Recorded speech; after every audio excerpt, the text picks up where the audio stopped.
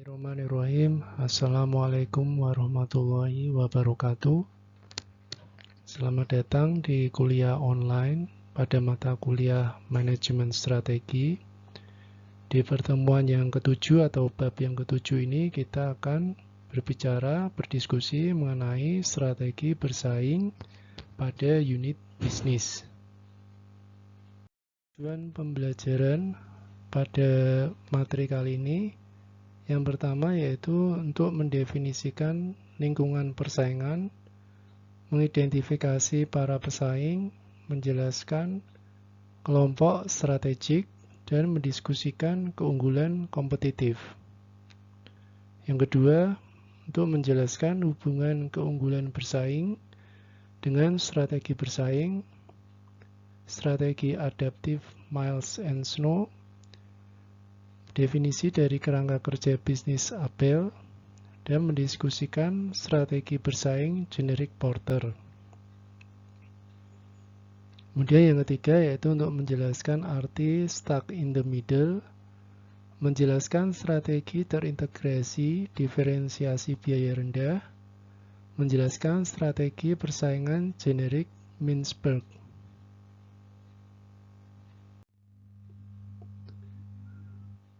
Kemudian kita akan mulai dengan mempelajari lingkungan persaingan. Nah, apa yang dimaksud dengan persaingan itu sendiri? Persaingan ini sendiri diartikan atau didefinisikan sebagai suatu keadaan di mana ketika perusahaan atau organisasi bersiap untuk menghadapi atau berlomba menghadapi pesaing-pesaing lain atau perusahaan atau organisasi lain, atau dengan kata lain atau kata yang lebih ekstrim lagi, berperang. Nah, biasanya ketika suatu negara atau seseorang atau organisasi atau perusahaan berperang, tujuan dari peperangan tersebut adalah untuk meraih kemenangan atau keunggulan dibandingkan pesaing atau perusahaan lain. Nah, untuk itu apabila perusahaan ingin memenangkan persaingan, dia harus mempunyai sesuatu yang berbeda dengan perusahaan lain. Nah, sesuatu yang berbeda ini adalah yang menjadi keunggulannya dibandingkan perusahaan lain. Keunggulan ini disebut sebagai keunggulan kompetitif. Jadi keunggulan kompetitif ini merupakan sebuah konsep kunci dalam manajemen strategik. Keunggulan kompetitif ini adalah strategi bersaing terhadap sesuatu yang dirancang untuk dieksploitasi oleh suatu perusahaan atau organisasi.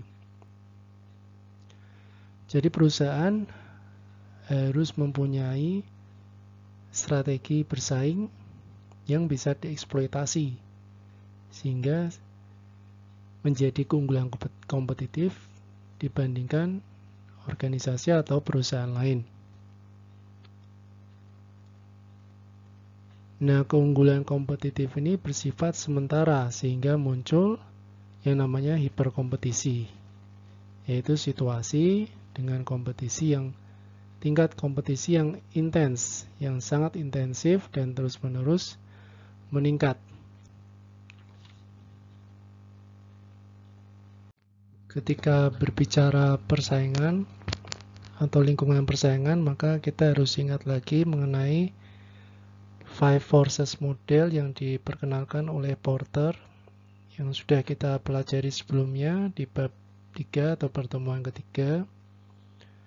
Jadi di Five Forces model ini kita belajar bahwa persaingan industri ini dipengaruhi oleh 4 hal, yaitu dari penyedia input atau bisa dikatakan supplier, kemudian ada pendatang baru atau ancaman pendatang baru, kemudian ada dari pembeli, daya tawar pembeli, dan kemungkinan akan adanya barang substitusi lainnya yang mengancam barang yang sudah ada.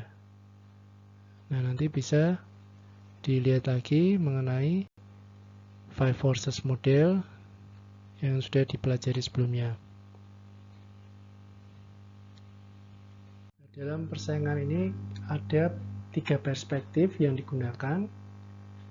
Yang pertama yaitu perspektif industri, di mana pesaing merupakan organisasi yang membuat produk atau jasa yang sama.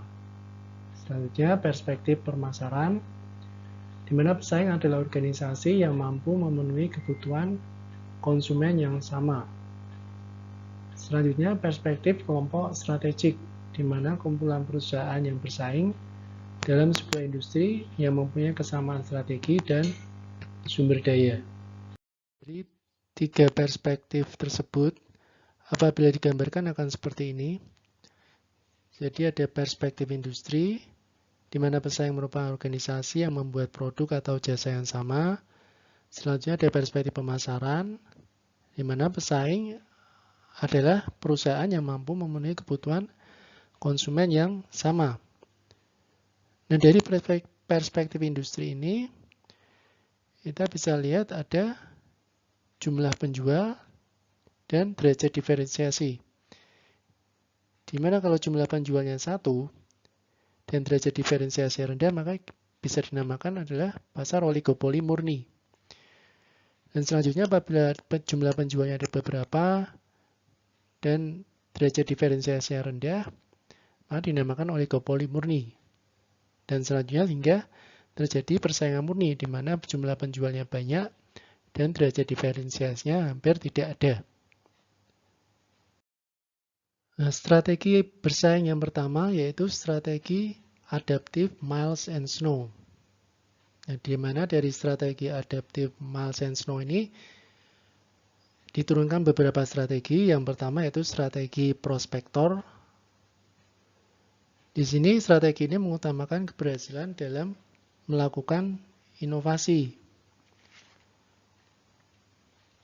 Selanjutnya, yang kedua itu strategi bertahan atau defender. Jadi berusaha untuk mementingkan stabilitas pasar yang menjadi targetnya. Jadi strategi ini lebih melihat wait and see. Mencari tahu apakah pasar ini cukup stabil atau tidak sebelum melakukan langkah-langkah berikutnya. Yang ketiga itu strategi penganalisis atau analyzer. Strategi ini menganalisa ide bisnis baru sebelum perusahaan berusaha memasuki bisnis tersebut. Jadi, sebelum perusahaan benar-benar yakin akan terjun ke dalam suatu usaha bisnis baru, perusahaan harus benar-benar mampu menganalisa dengan tepat apakah ide bisnis barunya ini sudah tepat untuk diluncurkan. Dan selanjutnya strategi reaktor, sesuai namanya yaitu bereaksi terhadap keadaan sekeliling. Jadi perusahaan atau organisasi berusaha untuk bereaksi terhadap perubahan lingkungan. Strategi yang kedua yaitu kerangka definisi bisnis apel. Jadi pertama akan dilihat kelompok pelanggannya, siapa yang akan dilayani oleh organisasi atau perusahaan. Kelompok-kelompok pelanggan atau konsumen siapa saja yang diputuskan oleh perusahaan untuk bisa dilayani. Kemudian kebutuhan pelanggan. Apa yang dibutuhkan konsumen yang bisa dipenuhi oleh perusahaan. Kemudian teknologi atau kompetensi inti. Bagaimana organisasi atau perusahaan akan memenuhi kebutuhan tersebut. Dengan kata lain, pendekatan ini menekankan pada pelanggan dan bukan industri atau jasa.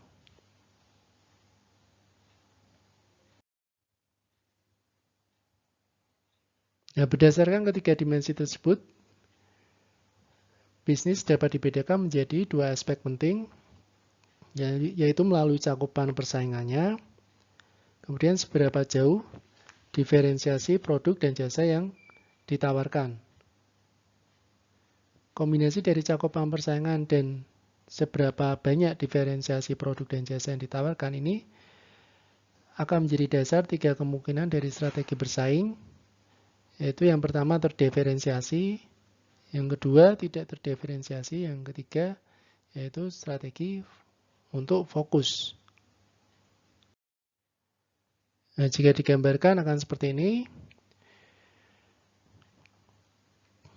Jadi dari ketiga dimensi di mana siapa saja yang akan dilayani organisasi, kemudian kebutuhan apa saja yang bisa dipenuhi atau dengan cara apa perusahaan bisa memenuhi kebutuhan tersebut, bisnis kemudian bisa dibedakan menjadi dua aspek penting, yaitu dari cakupan pasar persaingannya, kemudian dari tingkat diferensiasi segmen pasar. Dari kedua aspek tersebut, kemudian bisa menjadi dasar dari kemungkinan strategi bersaing, diferensiasi, tidak terdiferensiasi, dan fokus.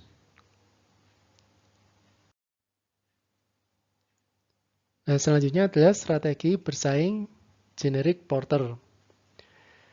Strategi ini ada 3. Yang pertama yaitu strategi kepemimpinan biaya atau cost leadership. Ini digunakan bila perusahaan ingin menjadi pemimpin pasar berbasis biaya rendah dengan basis pelanggan luas. Jadi di sini perusahaan berusaha untuk menjadi pemimpin pasar dengan menciptakan produk-produk dengan basis biaya yang tidak terlalu tinggi. Dan ditujukan pada pelanggan-pelanggan yang tidak terlalu memikirkan kualitas dari barang tersebut, tapi lebih kepada pelanggan yang mengutamakan biaya atau harga yang rendah. Kemudian strategi diferensiasi atau differentiation digunakan bila perusahaan ingin bersaing dengan pesaingnya dalam hal keunikan produk. Jadi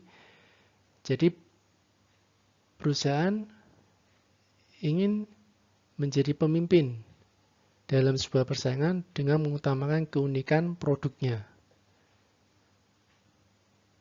Di sini strategi fokus. Strategi fokus ini bisa berbasis biaya atau diferensiasi. Itu digunakan bila perusahaan ingin melayani kebutuhan spesifik ceruk pasar atau market niche. Ceruk pasar di sini adalah segmen pasar yang tertentu, segmen pasar tertentu yang biasanya dimanfaatkan oleh perusahaan-perusahaan kecil atau mikro untuk mengambil keuntungan. Sebagai contoh, kita tahu bahwa ada macam-macam sepatu, yaitu ada sepatu sneaker, kemudian dibedakan menjadi ada sepatu boot. Nah, semua itu mempunyai konsumen-konsumen tersendiri atau mewakili konsumen-konsumen tersendiri atau segmen-segmen tersendiri. Itulah yang dinamakan ceruk pasar. Atau kita tahu juga bahwa ada contoh lain yaitu dalam hal kopi. Kopi ada misalnya kopi hitam saja, kemudian ada kopi susu, kemudian ada kopi hitam plus gula. Nah, itu semuanya mewakili konsumen-konsumen yang berbeda. Itulah yang bisa dimanfaatkan oleh perusahaan-perusahaan kecil untuk dapat mengambil keuntungan. Nah, strategi persaingan generic porter ini apabila digambarkan akan seperti ini. Jadi ada lingkup persaingannya luas atau sempit. Sedangkan strateginya tadi kita tahu ada 3, yaitu kepemimpinan biaya, diferensiasi, dan fokus. Nah, fokus ini sendiri ada fokus pada hal biaya ataupun diferensiasi atau keunikan produk.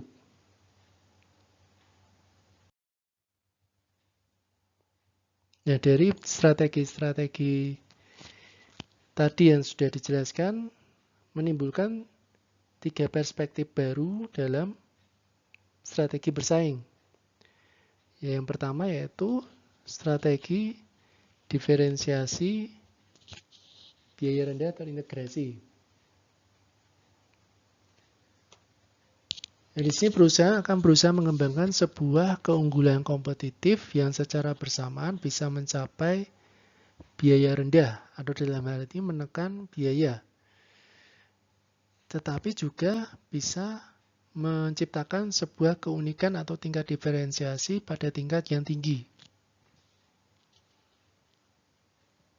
Nah, salah satu nilai kekurangannya yaitu jika perusahaan tidak berhasil menerapkan strategi kombinasi ini, maka akhirnya perusahaan akan terjebak di tengah-tengah atau stuck in the middle.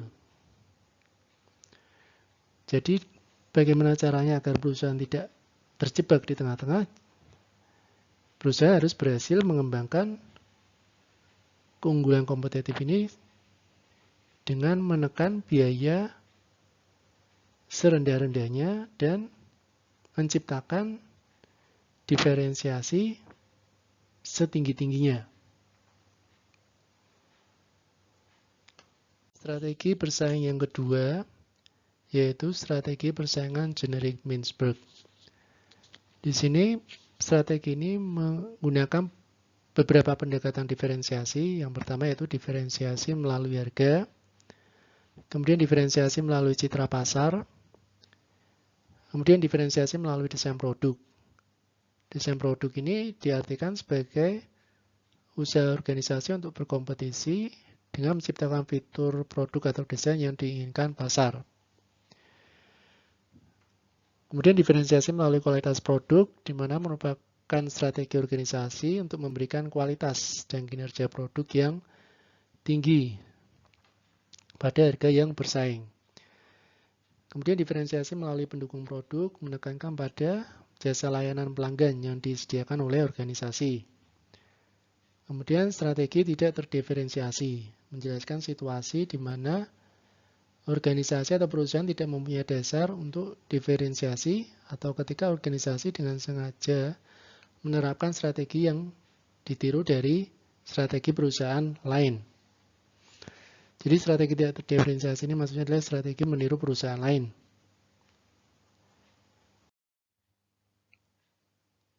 Nah, selanjutnya adalah yang ketiga atau yang terakhir yaitu strategi 7S baru atau New 7S.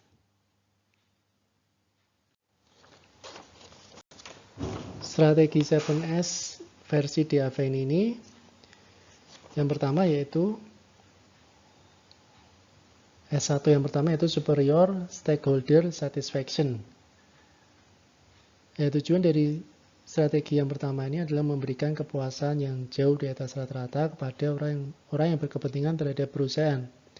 Tidak hanya pemegang saham saja, tetapi juga orang-orang yang berkepentingan seperti karyawan, mungkin pimpinan atau masyarakat sekitar, atau juga pemerintah.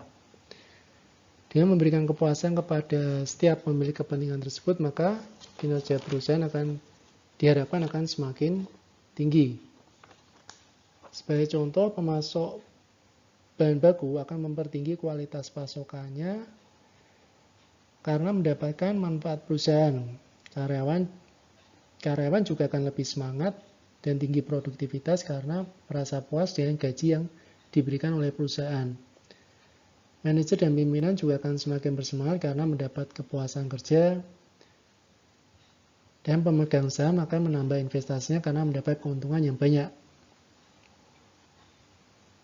Kemudian S yang kedua yaitu strategic soothsaying. Di sini artinya perusahaan akan berusaha mencari posisi yang tepat bagi produk-produk atau jasa-jasa yang dihasilkan oleh perusahaan. Bagaimana menempatkan produk-produk jasa atau produk atau jasa yang dihasilkan perusahaan secara tepat. S yang ketiga yaitu speed, yaitu strategi dalam memposisikan perusahaan secara cepat. Bagaimana perusahaan dapat bergerak dengan cepat, mengkomunikasikan produk yang dihasilkannya ke pasar, sehingga konsumen akan lebih cepat mengenal produknya. Kemudian positioning for surprise. Yang keempat yaitu surprise atau kejutan. Jadi membuat posisi yang mengejutkan melalui barang dan jasa baru yang lebih unik dan berbeda, serta memberikan nilai tambah. Sehingga konsumen akan terkejut dan menyukai barang dan jasa tersebut. Yang kelima yaitu shifting the rules, yaitu dengan cara mengubah pola-pola persaingan perusahaan yang dimainkan sehingga pesaing akan terganggu dengan pola-pola baru. Jadi berusaha mengubah pendekatan-pendekatan persaingan sehingga perusahaan pesaing akan menjadi terkejut atau terganggu dengan pola baru yang dikeluarkan. Yang keenam yaitu signaling, yaitu dengan mengutamakan perasaan, yaitu sebagai contoh kedekatan dengan para karyawan, relasi, dan konsumen merupakan strategi yang ampuh untuk meningkatkan kinerja. Yang ketujuh atau yang terakhir yaitu simultaneous dan sequential strategic trust, yaitu dengan mengembangkan faktor-faktor pendorong atau penggerak strategi secara simultan dan berurutan melalui penciptaan barang dan jasa yang dapat memberikan kepuasan kepada konsumen. Nah, kunci utama dari New 7S ini adalah menggunakan inisiatif untuk merebut persaingan. Jadi konsep ini juga menyangkut penciptaan sesuatu yang baru dan berbeda untuk di masa mendatang.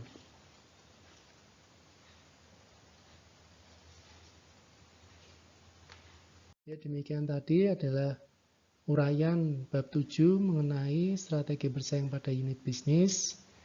Jadi ada beberapa macam strategi bersaing yang digunakan untuk bisa bersaing dengan perusahaan-perusahaan lain sehingga bisa survive. Nah, semoga dapat memberikan manfaat. Saya mohon maaf apabila dalam penyampaian materi ada kesalahan, karena memang kesempurnaan hanya milik Allah Subhanahu wa Ta'ala. Terima kasih atas waktunya. Assalamualaikum warahmatullahi wabarakatuh.